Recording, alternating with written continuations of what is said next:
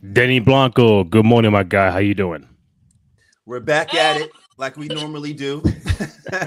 We're back at it like we normally do. Yep. We're live. We got a guest in the building. We're gonna be talking a lot of sports, and Hmm. we're gonna be disagreeing a lot. No, I'm joking. We're not Of gonna be course.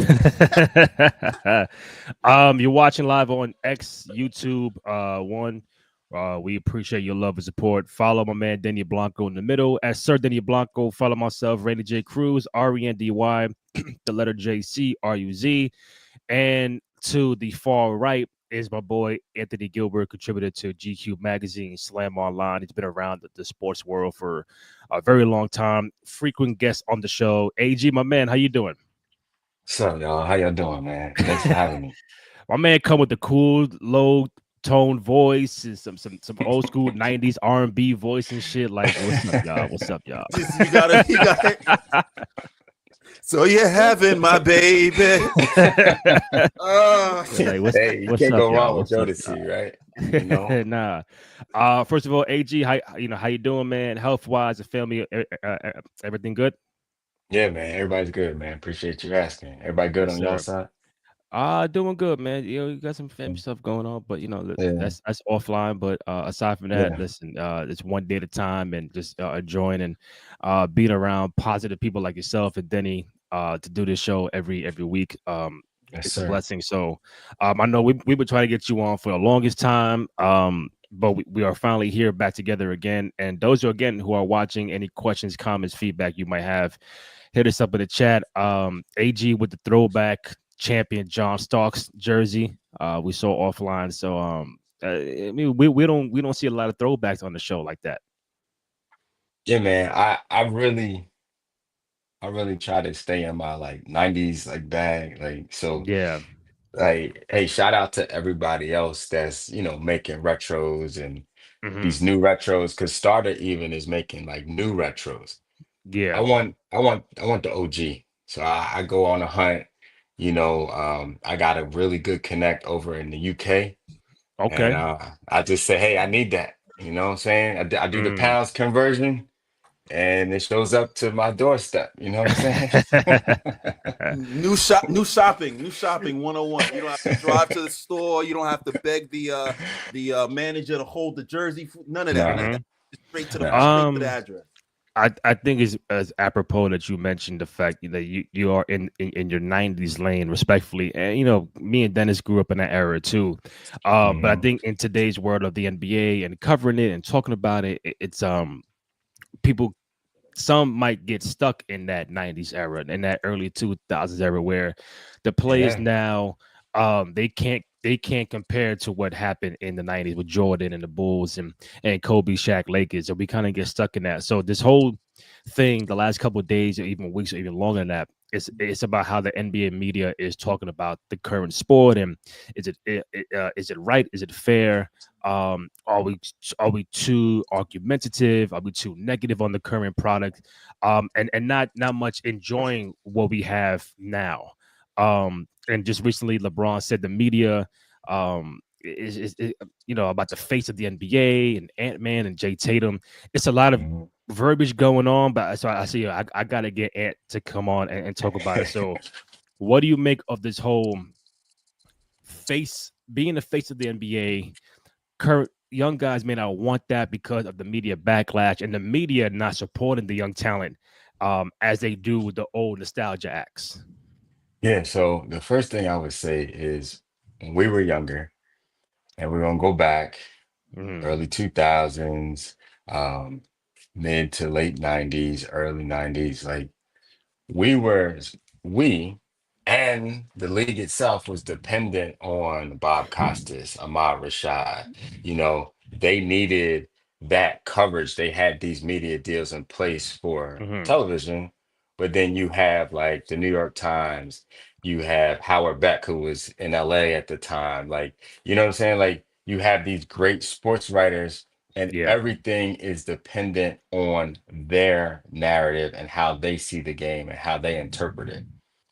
So fast forward, the reason why the face of the league and the way media is now, things have shifted because you no longer have restrictions to your favorite teams and players.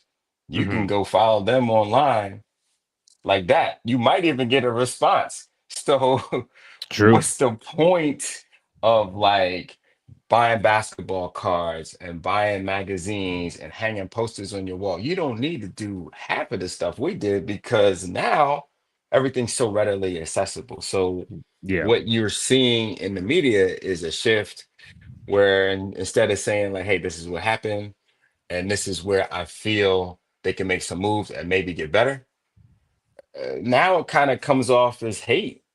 And it's like, hey, look, I know if I say something crazy, everybody's going to pay attention.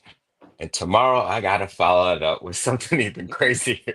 Yeah. So we watch it and we see what's going on. I see Blanco over there. He's shaking his head. We see it. We know what's going on.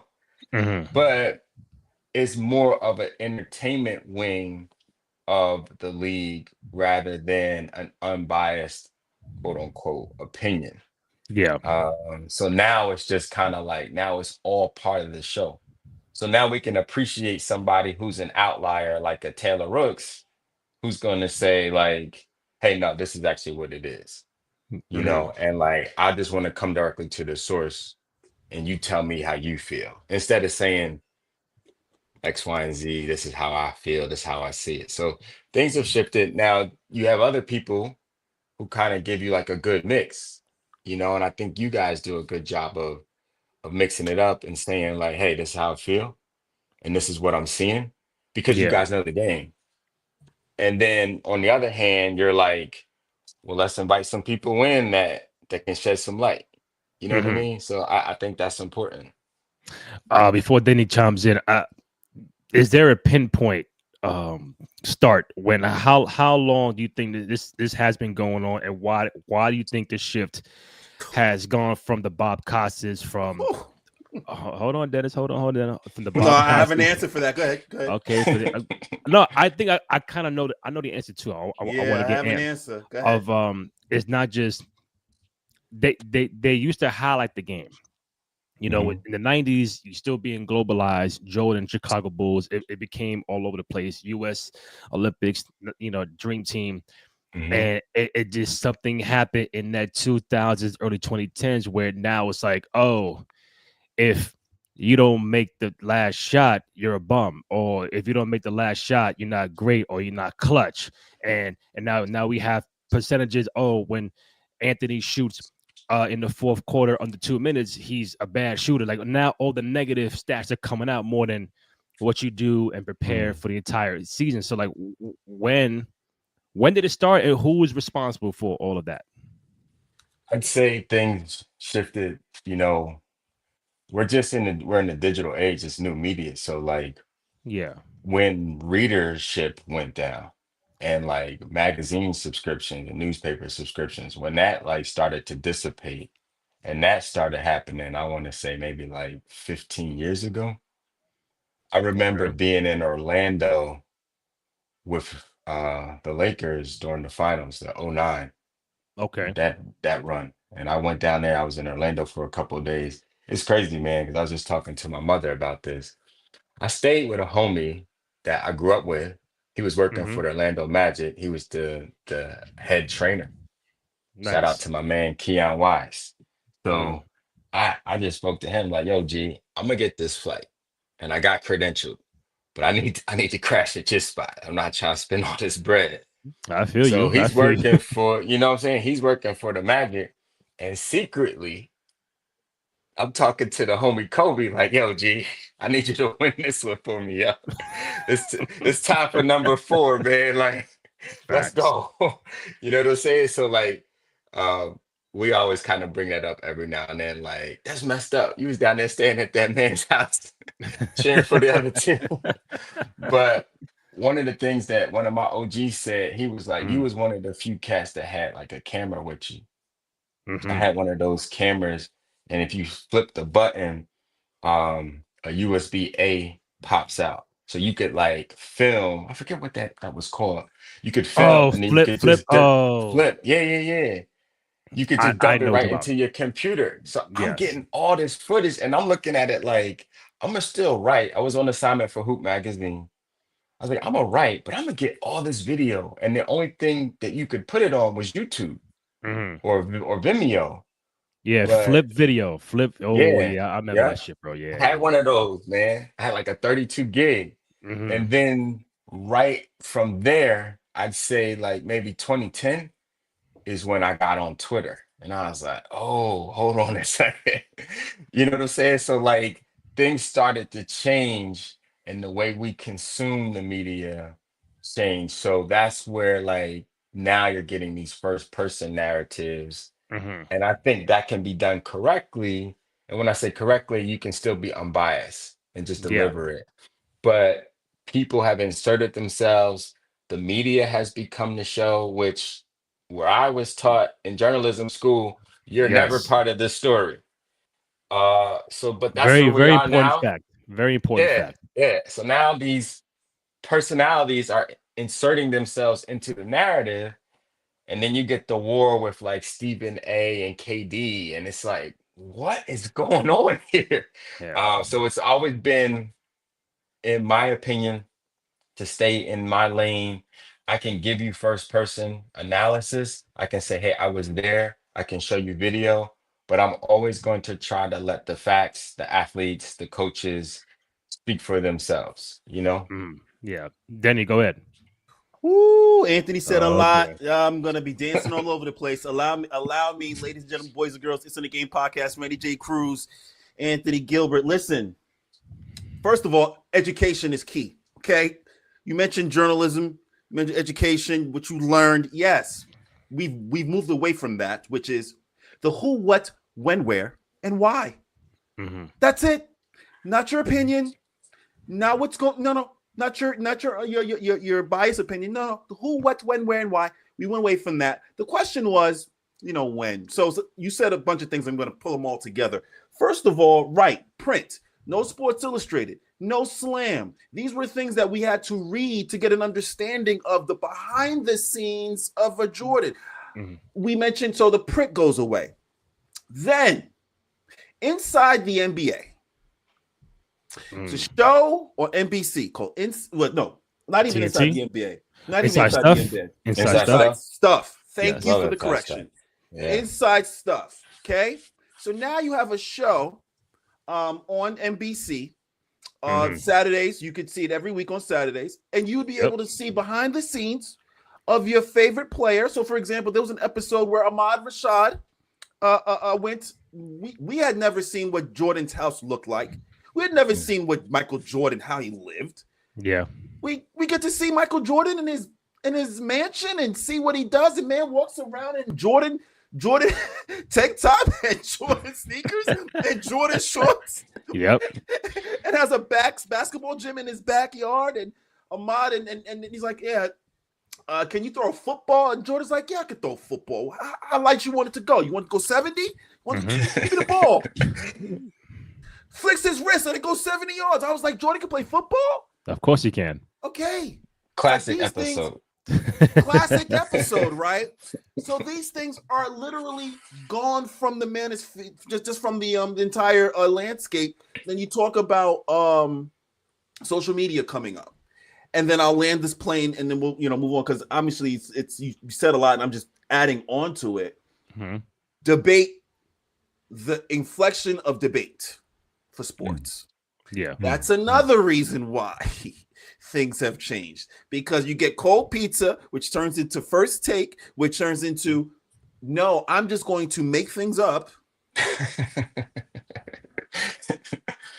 and then have you debate me about why what I made up doesn't make sense, and we keep going, and then we get this clickbait or we get this attention span going crazy. NBA sources have said, again, in journalism school, you are not allowed to say sources said.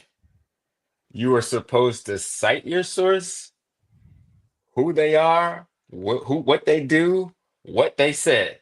That is what you're supposed to say. We are, Blanco, you're right. We are in this age where it's like, oh, a source close to the team said, what? That's the water boy. That's the water boy. Hey, Shout out to hey, Hey, yeah, like you said, somebody could have just made that up. Mm-hmm. Shout out to And I Shams. love, yeah, and I love when the players get online and be like, "Yo, this guy's a liar." I love that. But right. So and also too, you have to understand the relationship has changed in terms of protection, in terms of so for Hmm. example, you have to understand. So Allen Iverson, Stephen A. Smith. When Stephen A. Smith was actually reporting Philadelphia Inquirer, and Hmm. Allen Iverson would get into things. There was a relationship, so where it was just like, yo, Stephen A. was like, I'm not gonna have anything printed crazy, but that relationship was there. That's the relationship with Stephen A. Smith. You think Mm-hmm. Allen Iverson had that same relationship with the other media members in the room? No, No. Do you think No. those no, other media members in the room were jealous of Stephen A. Smith and the relationship he had with Allen Iverson? You bet their yeah. bottom dollar they were jealous. And you guess what's going to happen with that jealousy that comes with that? It's going to be, oh, I'm going to find my own stories on Allen Iverson, whether they're true or not, and I'm going to print them. And because Hmm. this guy has a special relationship moving forward now to this day, guess what happens? Now there's no obviously there's that relationship when it comes to print. Now it's moved into social media. Yeah. So if I want to go to my favorite podcast because they're not going to treat me like a villain or a bad person, I'm in a safe, comfortable place. I want to go to the roommates. I want to go to the Hmm. roommates because I feel comfortable. You know what? No. Mm-hmm. Let me go to Gil's Arena because Gil will be on my side. It'll be.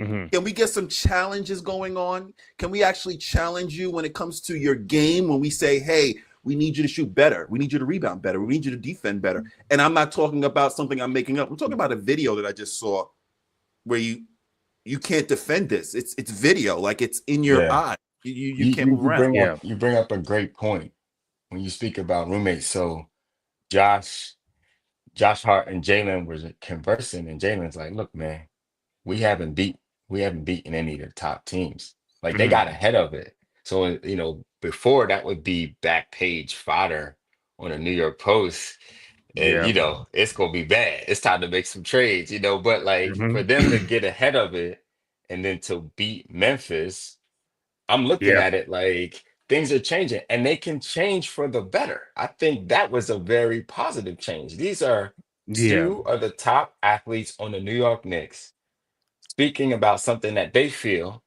is unacceptable. And then they go out, they get Mitch back, Yeah. they get the band back together, That's and right. they get a dub in Memphis. So like, yeah, man, Mm-hmm. I'm with you. I'm with you 100%. Before I go to the Knicks, and obviously, the main thing is about is Tatum, the new face. Hmm. I think a lot of things opened my eyes during All Star Weekend. Mm. I think you mentioned the point about the media is now a personality. Hmm. It's more about them than about the actual show. Because if you rewind back in the day of an early ESPN, early, NBC, it wasn't about Bob. It wasn't about Marv Albert. It No. wasn't about them. It's about the sport, the players, and elevating the game. Now it's like, I mean, it's funny now, but like it's when you see a Pacers Knicks game 7 at the Garden and they showing Stephen A. walking up the tunnel like he's Yeah. about to suit up.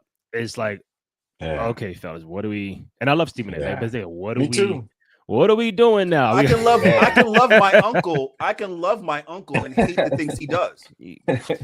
I can love my Yeah. Yeah. uncle Yeah, that's and right. hate the things he does. If folks think that's hate, I don't know No. what it is. You can have a family member who you love dearly. You love Yeah. him, he or she, your auntie, and they're great when it comes to certain things.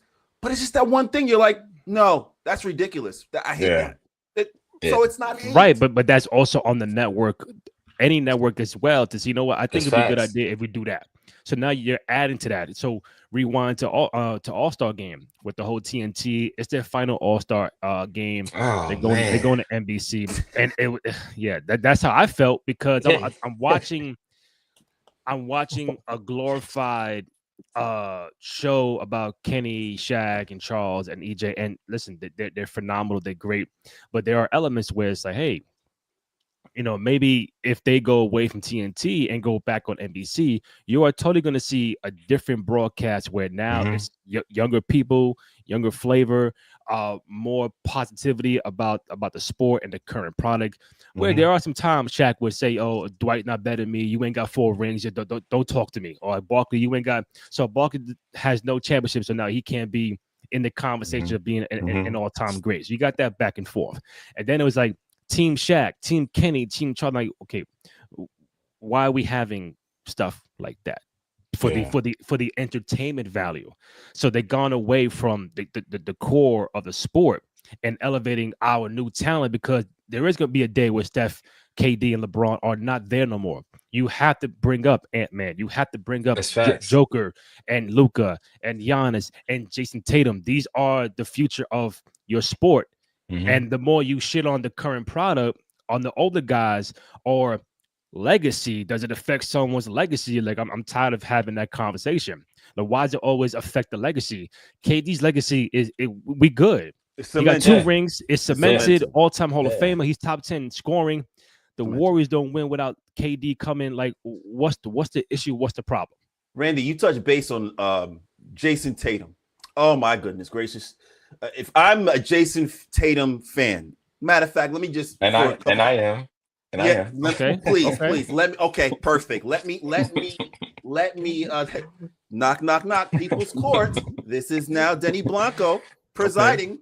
My Yeah. client, Jayson Tatum, is upset, and this is why. Oh, He's yeah. 26 years old. Uh-oh. He's proven. Yeah, look, I can pick it up. He's 26. That's right. He's proven.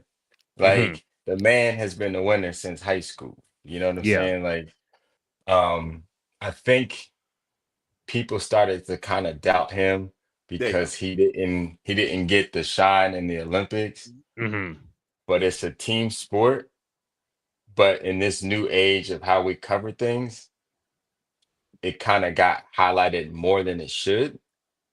Yeah. But Denny, please continue, sir. I Yeah, just I wanted said to Yeah. Jason pick up. Tatum, and they shut the Yeah. internet down. You Check say it she's out. Yeah. 26. Go Yeah, ahead. yeah, I said Jason. So listen, 26, perennial All Star, first team All NBA. I think Jordan won his first chip at 28. This man has won his first chip at 26. He's Mhm. on his way to win possibly another chip. Okay. My question is, why can't he be the face of the NBA? I'm very confused. His was interesting. A lot of people would say Allen Iverson was not the face of the NBA at one point. A lot of people would say that. But the Mhm. real no, he was the Mhm. face of the NBA at one point. Absolutely. He was the Yeah. Absolutely. face. It was nothing but Allen this, Allen that. Little guy going against Shaq and obviously MVP. Yeah. He was Mhm. the face. And culture. He changed the culture of Changed the basketball. culture. No doubt. So whether it's the NBA deciding that we don't want to push Jayson Tatum. He's not boisterous. He doesn't talk trash. He doesn't talk negatively about anyone. He doesn't say anything in the presser that's gonna make things pop. He doesn't wear anything that's gonna make things pop, like SGA walking into the arena with something fly. Yeah. So he has nothing check box where it's just like, oh, I'll hang my hat. He just plays basketball. God forbid the guy Right. that was homegrown, went to Duke, and is an all NBA guy, can't be NBA won't push him as the face because he's too boring. Hallelujah, praise. So to your point before AG chimes in, does he suffer from the Tim Duncan syndrome? No, because at least whether I want to believe that Tim Duncan was I love Duncan, but he wasn't the I clock in, clock out, do my job. Yeah, I go don't think he home, was I the ain't face. talking I about don't think he was the face at all. I don't think it was a matter of, and that's another problem. The NBA looked at Tim Duncan was like, nah, no different. They're looking at Joker, like, no, he's going to ride his horses right after he finishes doing his hook shots at 4. So he's not somebody that's going to, do these extra things that we may want an NBA face to do. Yeah. But yeah, no, Tim Duncan's a great example because he was very quiet all throughout his whole career, won his chips and went home. And then David Stern was like, not enough. That's not enough. Well, at the current time, Tatum is a one-time champion, 6-time All-Star, All-Star Game MVP, 3-time All-First NBA team, 1-time Third NBA team, All Rookie team in 2018. So those, How disrespectful! 2-time gold medalist. How disrespectful is that? Where folks have an interview, have Anthony Edwards there, who's not won one chip, who's not he will be a perennial all NBA All-Star, but he hasn't won a championship. He hasn't got over that hump. And you're like, yeah, so why aren't you the face? Why aren't you asking that Jayson Tatum? You know what I think it is? So for Tatum, I think he falls a little bit into what the Spurs and Tim Duncan had because they were so good, but they weren't flashy and they didn't have these big personalities. So they just went in there and got it done. And I think the Celtics have some of that. Now Brown will speak his mind, which I love. But their coach is like quiet and he wants to not answer certain questions, and Porzingis ain't saying nothing. And like they got a bunch of guys that go in there and do their job. They're kind of like the Spurs. Where Tatum differs is Tatum has like off-court style flair. He dates R&B singers. He got his little guy. Like he has his own brand of candy. He's with Jordan brands. Like Jordan brand. He's with Ruffles. So like you see him more. I think the biggest thing is we are so consumed with what's next that they don't want to look at Jayson and appreciate him. They did it with Kobe. They did it with they're doing it with LeBron. Like embrace these people while they're here. Celebrate them right here, right now. Don't say, yo, Ant-Man's coming. Now, you want to see his progression. You want to see him be great. You want to see him get to the top of the mountain. So I think people are looking at the journey and what that could be for Ant-Man versus looking at Jayson and saying, yo, he's a bad man. Like, you know what I'm saying? So it's interesting because I feel like he is a face of the league, but like with today's media and today's social media and the accessibility to everything around the world, you kind of don't get that face of a league like you used to. Yeah. Because now the face of the league can be whoever you want it to be. Whereas we used to be dictated to like NBA. And we also grew up in the Jordan era. So it's kind of hard to argue with MJ. But the whole like NBA highlight tapes on VHS and the dunk contest, what it used to be. And like all the lore of the NBA it's all gone because you don't need it to sustain. You don't need it. So now things are just kind of loosely interpreted and recipes are getting lost because hey, look, you could have said, and I don't want to bring up a touchy subject, but you could say Saquon Barkley was the face of the NFL this year. You could easily say that. You could. Sorry to the You Giants could. fan. But you could easily say it. We are no Giants fan over here. We are no Giants fan. Don't apologize to them. Why are you apologizing to the Giants? No, it's their fault. It's their fault. Yeah, don't apologize. They gave the quarterback all the money, and then they couldn't put anybody else on the field. But it worked out for the Birds. Yeah. Real quick, so AG and Denny, I'm gonna get on John. John Corrales, Lock podcast. So John meet Anthony, Anthony meet John. Frequent guest of the show, brother? Big time Celtic supporter right here. Guys, I appreciate that. I don't know why you need me on, man. Anthony, I was just listening to everything you said. Like, I'm just going to say everything that Anthony just said. He's exactly on the money. No, I love that, man. Thank you. Yeah, I mean, John, Well, I wanted you on because when you're in the trenches with the Celtics, you cover them on a nightly basis, and this has been a hot topic, and like even going back to Tatum and the Olympics and not getting the burn and like coming off a championship, Brown wins MVP of the finals, and people are saying, oh, it's going to be Philly, it's going to be Milwaukee, it's going to be all these teams to combat Boston, and they're just running up everybody down the gym. And now it's like, can he be the face of the league? And it's like, nah, I don't know. He should have been All-Star Game MVP, but it was in San Fran. They gave it to Curry. Tatum was killing, and he don't get that. So now it's like, I want to get you on to talk about what's the deal with Tatum and why they won't give him the reins. Well, Tatum, first of all, Tatum's run up a bunch against a bunch of Lifetime Achievement Awards. Steph was absolutely right when he took the award and said to Tatum, it's a Lifetime Achievement Award. If that All-Star game was in, I don't know, Dallas, I don't know if Steph would have gotten it.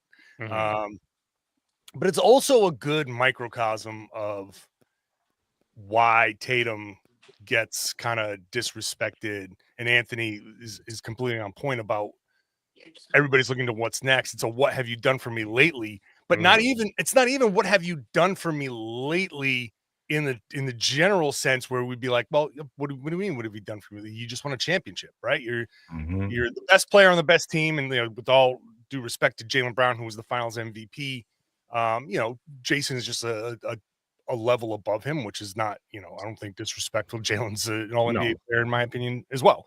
But regardless,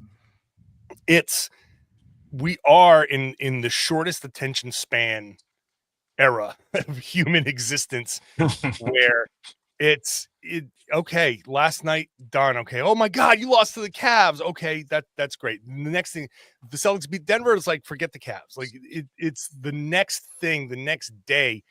We're running these conversations like the stock market, and that's not how it's supposed to work. It's supposed to be like a grander, bigger, nuanced discussion. And again, to Anthony's point, I love when you said the face of the league could be anybody you want. Like we've got our devices right here. Everybody has them.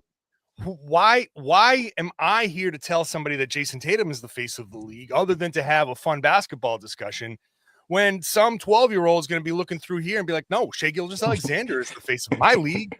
You know what I mean? Like Luka's the face of my league. Like that's and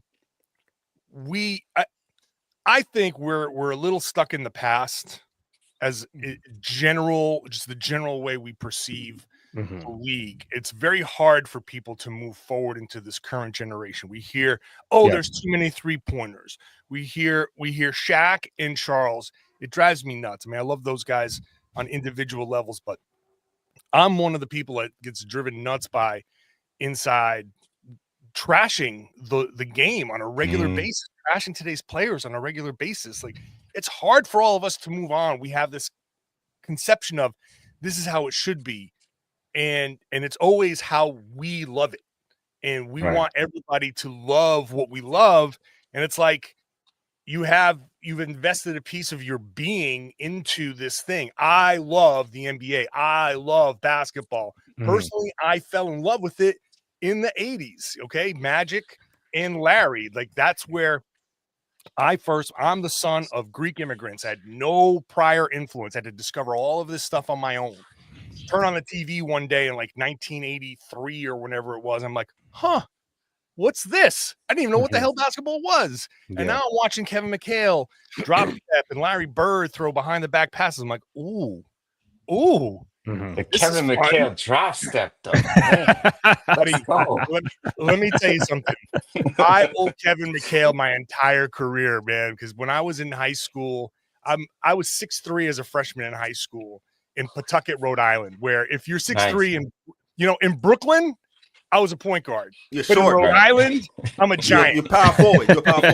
Right. So my coach didn't say, hey, here's some handles. Here's, Isaiah Thomas. Go watch him and see how he handles the No, my coach was like, watch Kevin McHale, watch Jack Sikma. You're going to have to become a dancer in the post. And that's how I got any good at basketball. And that's how I fell in love with the game and fell in love with the work and fell in love with the process.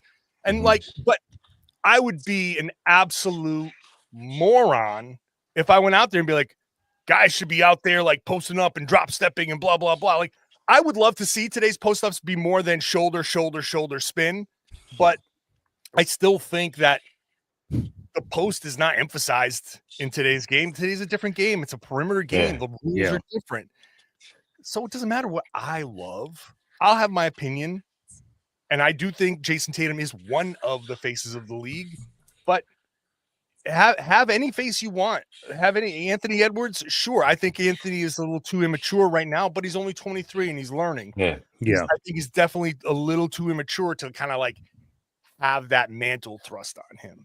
So I just feel like, yeah, Tatum gets caught up in all of that. Tatum is a little quote unquote boring, but he's buttoned up, man. He's the exact kind of guy that when you look at everything, you're like, man, I don't have a daughter, but if I had one, I'd be like, hey, meet Jason, meet my daughter. You guys, here's my credit card. Go have fun. You guys, I hope you hit it off because he's a good young man, an incredible father. He never gets in any trouble. He loves his mom. He's, financially stable. He handles his money well. Like he's right. He does tick every box, but those aren't the boxes that people are watching on their phones. So, that's the thing. But look, he's still the third most popular jersey in the league.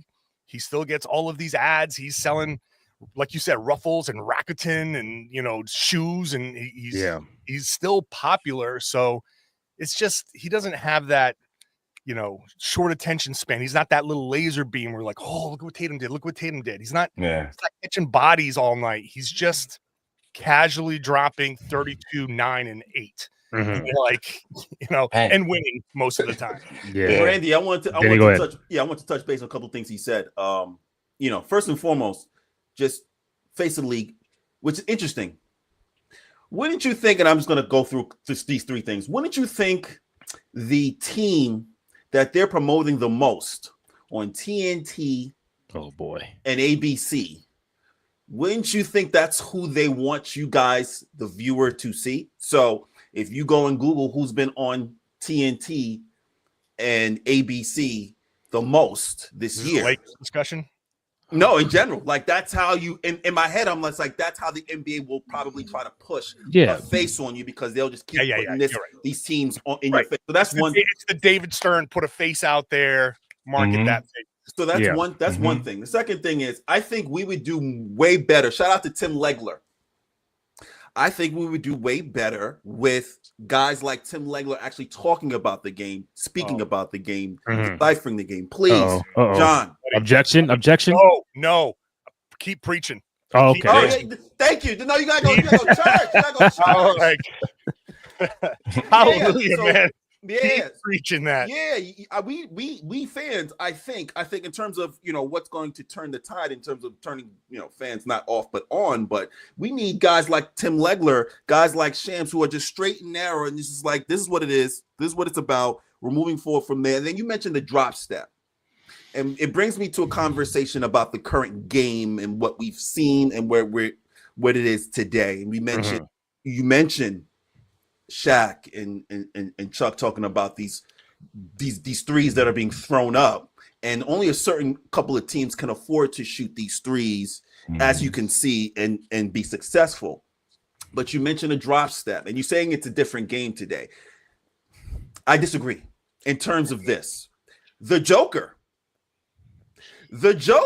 pulls out moves from the 80s.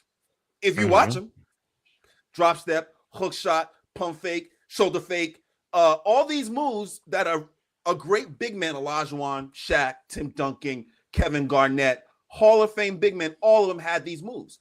He has them, and he's been the former MVP for a couple of years. But it just seems like whether it's the coaching, whether it's the team, I don't know what it is, that is not pushing these skill sets and saying, "Oh, it's about the three and the layup."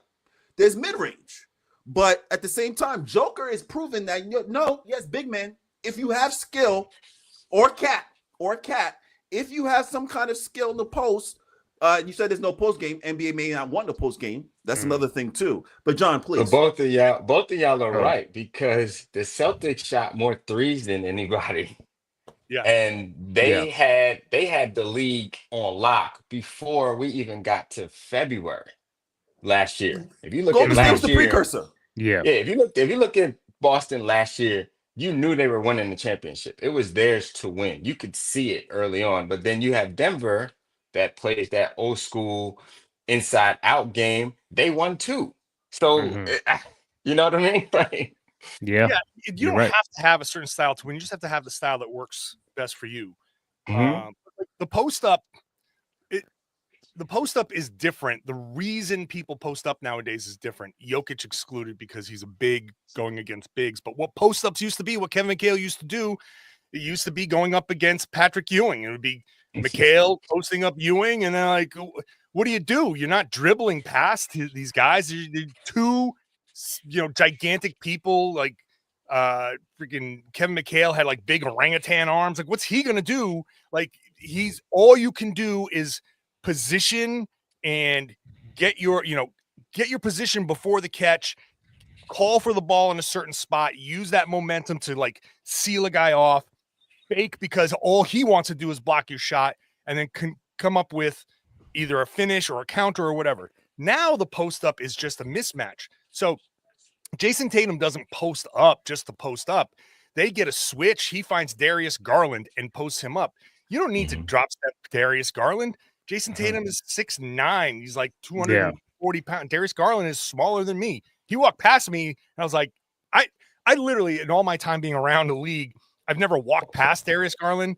I'm like, this dude is small, man. He's small, which tests how good he really is. Yeah. But like I can post up at least with a size mismatch. Darius Garland, Jayson Tatum is 6'9", and like, what are you going to do? You just bury your shoulder into him, use your strength. Bang, bang, bang. And then as you like time it it's always on that third one. It's like bang, bang, third one move. And like, that's when guys try to get their like swipe in and all that stuff.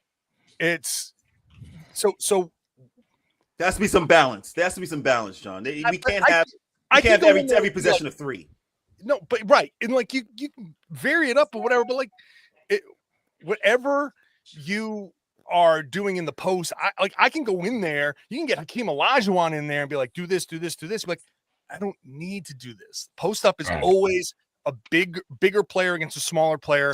Use your power, use your strength, force the help. You're not even always trying to score on a post up. Kevin McHale was always trying to score on a post up. Dream was always trying to score on a post up. Nowadays, Jayson Tatum is posting up. Half the time he's looking for help to come, hit that guy either for a shot or a swing, so you get the hockey assist. Like, it's just, when I say it's like a different game, like the thing we call a post up is completely different than what it ever was.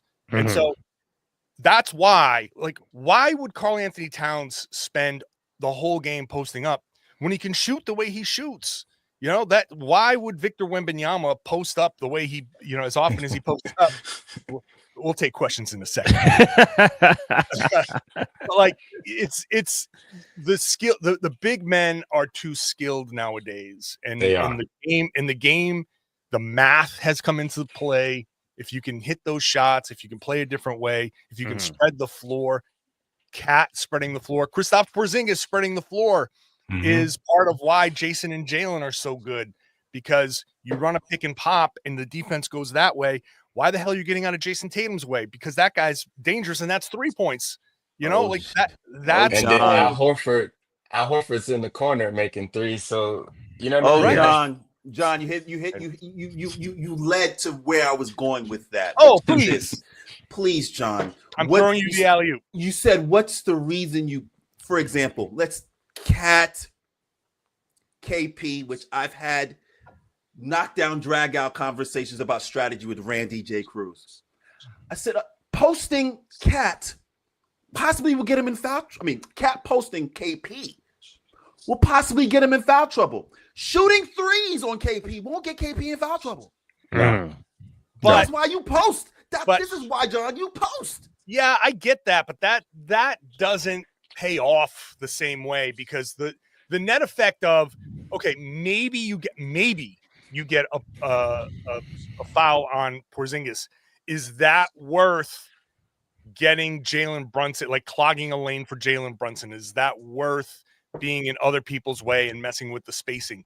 Yes. But like all of that is hypothetical because the game is so different now. Like it's not even going to happen. But again, the concept is talking to Randy and Coach Tibbs. I'm whispering to Coach Tibbs. I'm like, the game is the game, right? Mhm. Play it as you play it. Strategies are all different. Everybody plays chess differently. Okay, so you even the Boston Knicks game when they were in the Garden, Jayson Tatum hunting Karl Anthony Towns, hunting him every possession. It was hunt. So drop coverage. Is Cat going to officially come up? Maybe Mitch Robinson comes up now. But my thing is, if you're going to, for example, if anybody comes out of the East to challenge Boston, let's just take it that way. If you're not going to get KP or one of their bigs in foul trouble, you're going to have a tough time beating them in 7 games, 4 games, whatever the case may be in a series, because these guys will 5-out you to death. Yeah. But you're putting the fate of your team in the referees. And I don't want to do that. I don't like the better way to get Karl Anthony Towns. To get Kristaps Porzingis into foul trouble is to run the pick and pop with Karl Anthony Towns and, run multiple screens and force Porzingis to be out of position and then try to recover and block a shot. Now he's chasing. Yeah, now Porzingis is chasing. That's where you get Porzingis. You gotta get the number one thing that if I'm an offense running a defense, running up against the defense, I'm trying to get them to make as many decisions as possible. The best defenses can make a lot of those decisions, but invariably, whatever coverage you're running, if you're switching, if you're maintaining, whatever you're doing, there's every decision you make has to be made in conjunction with somebody else. Sure. And all you need is for 2 guys to make the same decision, like to go to one player. The whole point of NBA offenses is try to gain that advantage, try to gain your 2-on-1s. Once you gain that 2-on-1, now you've taken one guy out because he's made the wrong decision. And now you got one guy there trying to make a decision between 2 players just in that instant. And that's all these guys need is like, boom, this instant. So you want to post Kristaps Porzingis and hope he gets a foul, by all means. The Celtics, it'd be like, if Joe Mazzulla could write your strategy for you, that's what he would say. Because the Celtics are going to be playing three, driving kick, 3-pointers, hunting Karl Anthony Towns, getting him out of the way so they can play 4-on-3. You know what I mean? So that's I appreciate what you're saying, man. Again, I'm an old school post-up guy. I appreciate what you're saying. The mentality, but like that mentality, I think, is because of what we used to be able to do in the game. Nowadays, that extra foul, getting into that bonus a little quicker. Yes, that's an element, but that shouldn't be what drives your offense. Well, unless you're Denver. Yeah. Well, yeah, and you have speaking of faces of the league, to bring it back to that discussion, great shooters on that team too. With Aaron Gordon and Jamal Murray, Porter Jr. Yeah. Why is Jokic posting? He's posting to pass so much. Set it up. Yeah. Because he's dangerous in the post, he's not posting to draw fouls. He's posting to set up the pass. And unless you're an elite passer, I'd be like, fine, post. There's only a few guys that I'm like reacting to in the post. Yeah, I don't want you to go in the post for an idea. No. All those things can happen in the post, whether it's a pass out or whether you're aggressively going to the rim. But the bottom line is, in my head, I'm just like, okay, Cat has girth. KP doesn't. So in my head, I'm just like, you're putting pressure on the refs to decide on how they want to do this. Because, 3 possessions, 4 possessions, post up. You're just like, well, no, that's not the way to beat the Boston Celtics. Go ahead, Anthony, talk to me. I think defense is the thing of the past in today's NBA. Yeah. You're asking a lot. But I'm before I hop out, I want to Yeah. give y'all some love. First of all, I just want to give all y'all some love. I appreciate y'all having me on here. But Mhm. John, I gotta give you some love because you said Pawtucket, Rhode Island, and my mind just went back to the summer of '05, and I just so happened to be driving through, and we get off the bus, and I'm like, what was that? What? And they're like, oh, it's the Cape Verdean Festival. The what? The who? And I'm like, you're like, yeah, just go back half a mile that way. You'll be fine, brother. Let me I tell you. never saw anything like it, man. I am Cape still, Verdean Festival. Cape Verdean Festival. I am still, John. I'm still a fan, sir. Still. Yeah. So I grew up in Pawtucket. I was born and raised in Pawtucket. And it was like my high school had, when you walked up, had a map of where everybody was from. Like it put a pin in the map, and we had like 100 different pins in the map. And I'm thankful for having grown up in that experience because I was exposed to so many cultures. And like, yeah, man, Cape Verdean food is it. And like, just not a lot of people know about Cape Verde because it's just a little tiny little island. But like, yeah, man, Pawtucket seems to be a place where a lot of Cape Verdeans settled, and we have a lot of different cultures there. And you get, I mean, yeah, we got a lot of cultural festivals in Rhode Island, man. If you stumble upon one of them, that's your day. Spend your day there. That was good. Yeah. AG, before you get out of here, my last point to you, you said something going back to the face of the NBA with Tatum. You said Boston ran through everybody last year. They blew out everybody. They had they first playoff berth in February. You just knew it was Boston's championship to win, right? But throughout the whole year, you look at the MVP rankings, it's always Joker number one. And then it's somebody else. You see some bonus in there. You see all the so Tatum is 5. Like, and John knows I am not the Celtic fan. But it's like, hey, if I had the best record, if I got 50 plus wins and only 12 losses or whatever the case may be, why is it so difficult to say, hey, I think Jay Tatum is the MVP? Because one, they're on the best team, they're blowing everybody out by 20 plus, and he's an all-star, but we continue to put the Jokers, and I love SGA. I think he's the MVP this year. I thought he could have been up last year. But it's like it's so hard to let go. Like, Joker, you won it 3 times already, but the media seem to be holding on and don't want to let go. Hey, I think this guy over here might be, because if this was Jordan or Kobe, we'll be saying, hey, I think MJ is MVP, best record, all that stuff. Why is it so difficult? So to John, why was it difficult to have Tatum be number 1 in the MVP rankings or even win the whole shit? Well, look, it's Jokic is a unique singular talent, right? Correct. I think Jokic is the MVP. What, this year? This year, yeah, I still think Jokic. Oh, come on, we're not doing that. We're not doing that. We're not doing that. I mean, look, we're not doing that. He's having his best season yet, ever. I mean, ever. Okay. Yeah, ever. Well, we can save this. We can save this for another time. But look, no, either like, I'm not going to say you're wrong with Shai Gilgeous-Alexander, but like MVP, I do have a problem with MVP voting, and not because I think Tatum should have been an MVP. I don't think he's been robbed at all. Again, it goes back to like the it factor. You know, these are human voters who are influenced by, the style. They're influenced by highlights on top of the flash. Yeah. It was hard for Jokic to win MVPs. And the second that they had an opportunity to not give him one, they gave it to Joel Embiid. Like you have to make a real argument for Jokic and dive into like on-off stats and, efficiency stats and all of these things.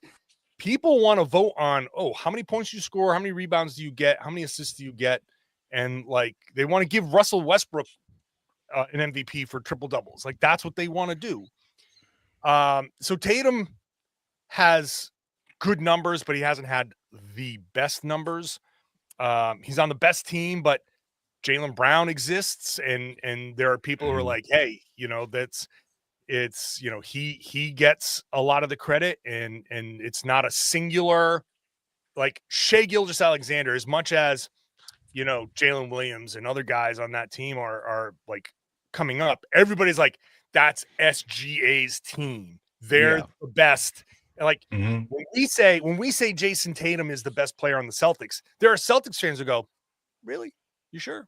Like there's even within Boston, there's division because people just like Jaylen Brown, which is fine. That's their right to do it. And Jaylen was the finals MVP. He has games that he deserves that kind of love. Like this game against Cleveland, Tatum went out and had like an MVP, like the best first half ever. And then Jaylen Brown just slowly, like, basically matched almost everything that Jayson Tatum did.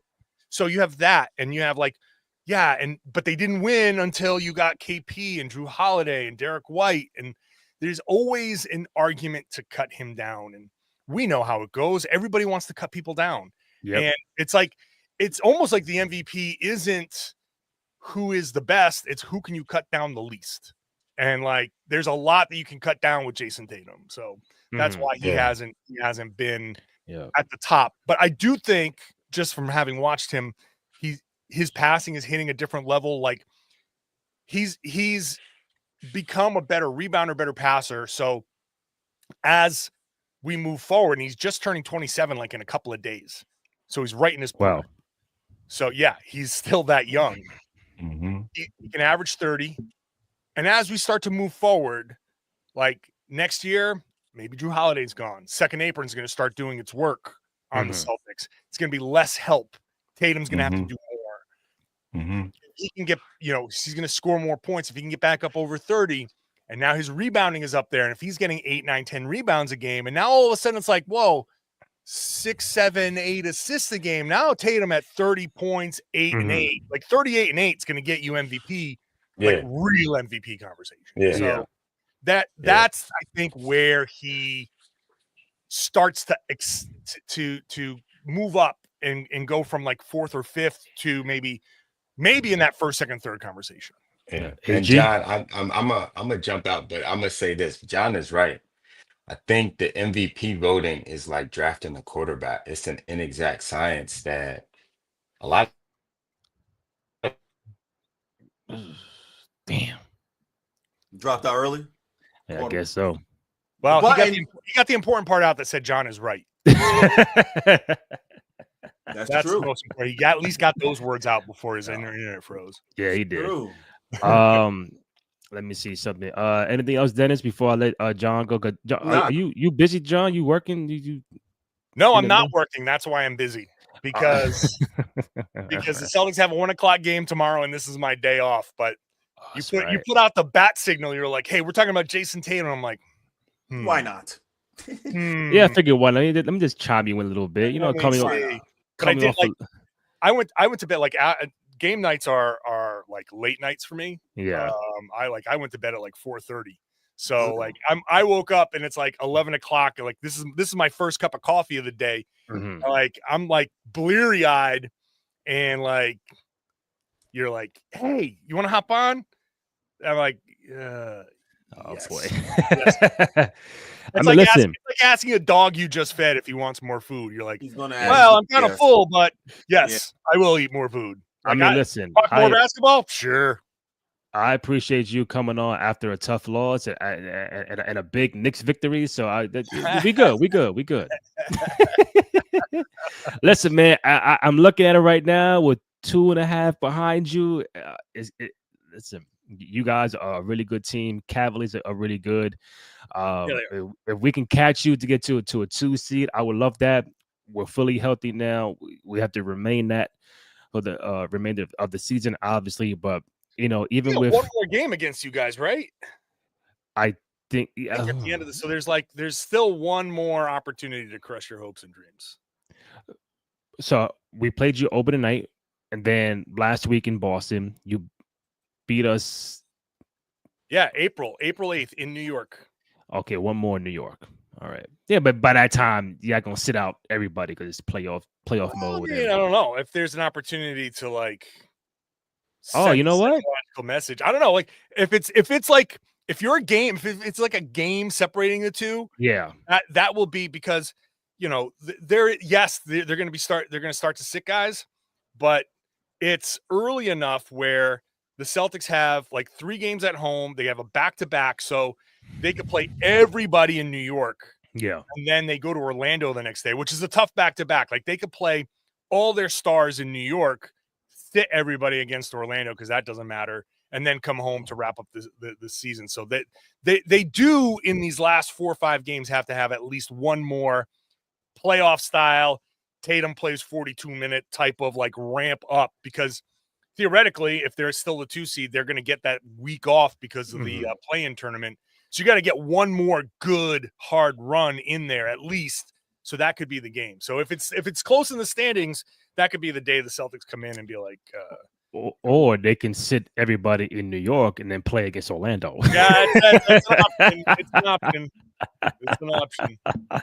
Oh man, I mean, listen. If I let you go, it's been a real cool season. I was never in panic mode when it came to the 0-7. I mean, listen, like it's like saying, oh, Buffalo can't beat the Chiefs in the season, but when it comes playoff time, if I catch you, I catch you. It's like that. It's like, but it's a reminder that hey, we have to, still have room to improve, get our full roster, because we can beat the 3 seeds in the West, we can beat the 2 seeds in the West, but now when it comes to the East and the West of number ones, we tend to struggle and stuff like that. But it's like we're in March, we got a whole month and a half left to go, we can still catch you guys. And see, because and I appreciate JB and Josh saying what's the big elephant in the room, that's letting the world know and their fans, listen, we hear you guys. We know what's going on. We got to get our shit together, and eventually we will come playoff time, because I think it's important they get the 2 seed, because if we do end up beating you guys in round 2, I prefer home court advantage. Sure. I don't want to start. I don't want to start in Boston. No. Don't want to do that. So my feeling on the Knicks is that like this, I think you have to take a longer term view. And like, Yes. obviously you want to win like this year. Why not? You're the 3rd seed. 3rd seed in any conference has a chance to win a championship theoretically. But Yeah. I don't think the Knicks are there yet. I think they still have to do something. And maybe that something is like, maybe it's just a full season of Mitchell Robinson if you can get it, or if some other help down low. Mhm. You gotta fix your defense. You gotta play better. Like you gotta play some defense, and you have good defenders. You can't have like the Celtics. I hate to say it. Whenever the Celtics play the Knicks, that attacking Karl Anthony Towns is it's just going to murder you every single time. The Celtics are built to just attack him. Tatum, when he sees Karl Anthony Towns, is just licking his chops. Like that's absolutely. You need some help behind him. You need to kind of replicate a little bit of what Minnesota did.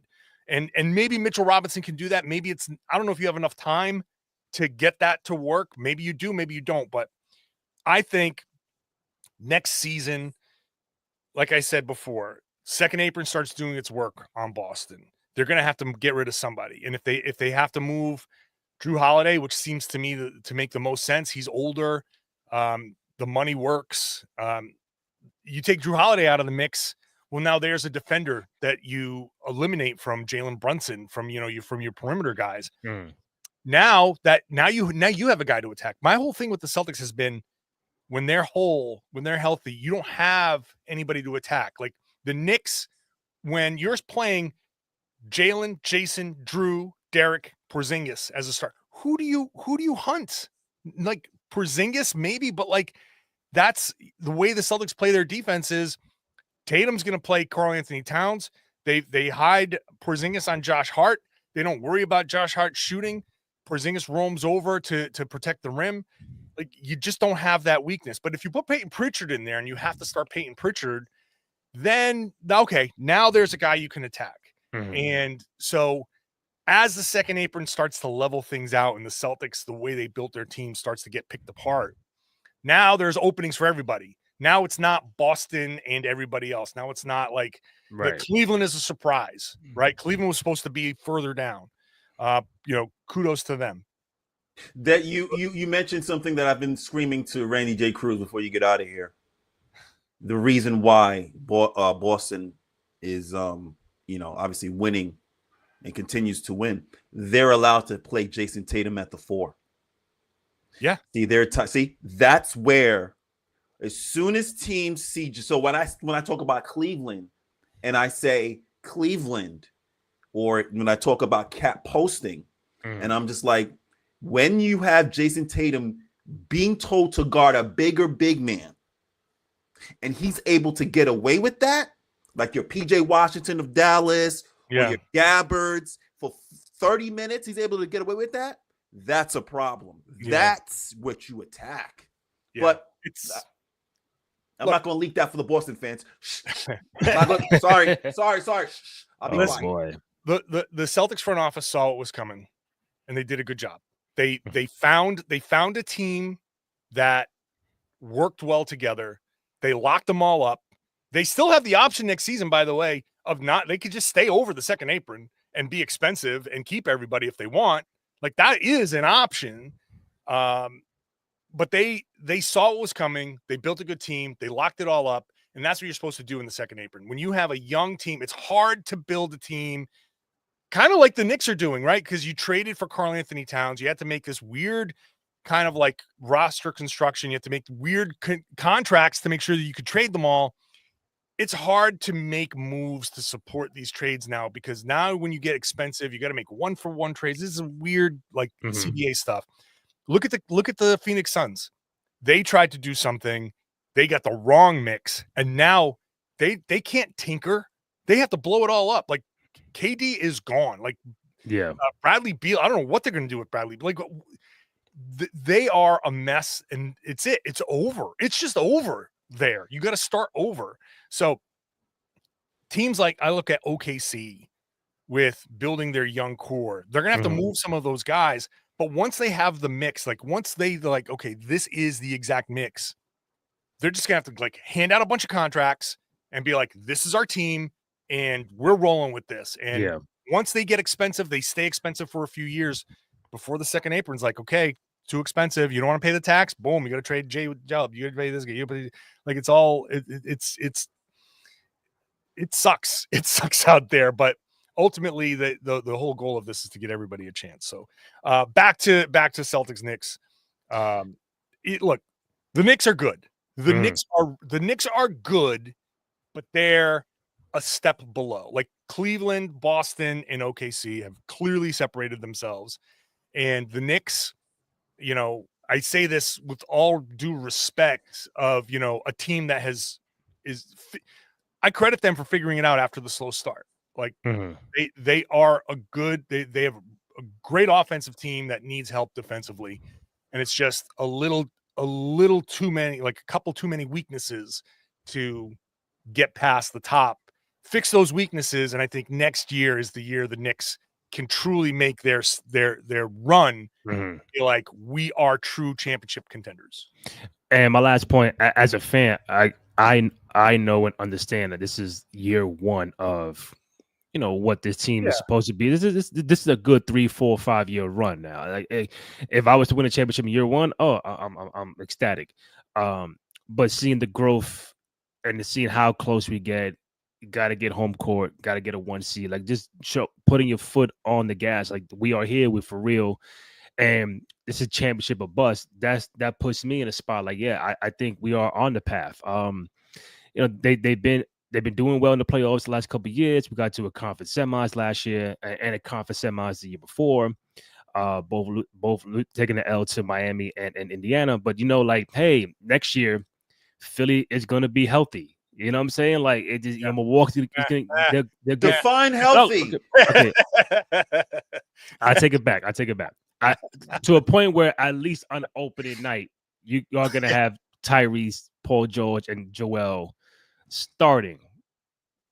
Okay, I'll give you. I don't know what Denny's going to give you, but I'll give you one game on opening night, potentially healthy Sixers, and then after that, all bets are off. But also, too, Orlando will be better next year. They Sure. had the injury bug. Indiana's been doing well. Like Miami. Listen, Warriors have been playing very well since the Jimmy trade. So they're climbing up the ladder in the West. So, just gotta wait and see what happens. But as far as my Knicks go, if we can get the 2 seed, I'll be very happy about that. And I don't think it's going to happen, but I don't think it's going to happen. Of course not. Of course not. Denny Blanco, any final ones for my man John before he leaves? No, John, thank you so much for always coming on. Appreciate you sharing my videos, breakdown. It's in the game pod, obviously coming on and talking that Boston talk. We will revisit this couple of, obviously we got the playoffs coming up. We got seeding situating. So I'm definitely going to talk to you about the strategy we were going back and forth on when it comes to me suggesting to Randy J. Cruz and his Knicks to do more of Cat posting up and trying to get some foul trouble. Not only just KP, whoever's guarding him, whether it's Jayson Tatum, whether it's Jaylen Brown, whatever have you. Sure. We're going to talk more about strategy in the future. So thank you so much. I feel like every time I leave this podcast, I have like homework. Like we got something to talk about next. So like, all right, really. And next time, spread the message, spread the word. That's right. Denny Blanco, John Corrales, Randy Cruz. It's in the Game podcast. We out. Yes, sir. Yes, sir.